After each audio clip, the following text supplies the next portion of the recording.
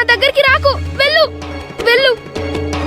అరే, నేను వెళ్ళమంటుంటే నువ్వెందుకు వెళ్ళటం లేదు? నాకు భయం వేస్తుంది, ఇక్కడ నుంచి వెళ్ళిపో. భయం సమస్యకి పరిష్కారం కాదు.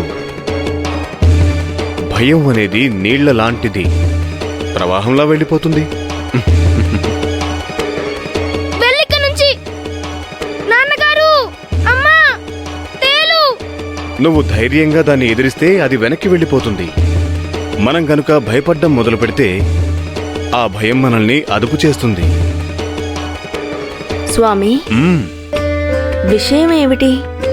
మీలో మీరే నవ్వుకుంటున్నారు. మన సఖు అమాయకురాలు. తను కలగంటున్న విషయం కూడా తనకు అర్థం కావడం లేదు.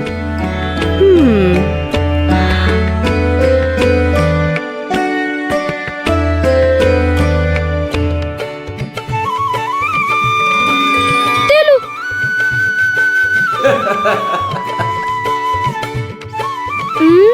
తేలేది? తేలు తేలేమైపోయింది?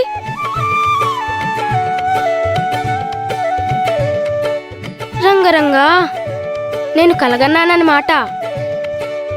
దేవుడా, ఎంత భయపడిపోయానో. పాండురంగా.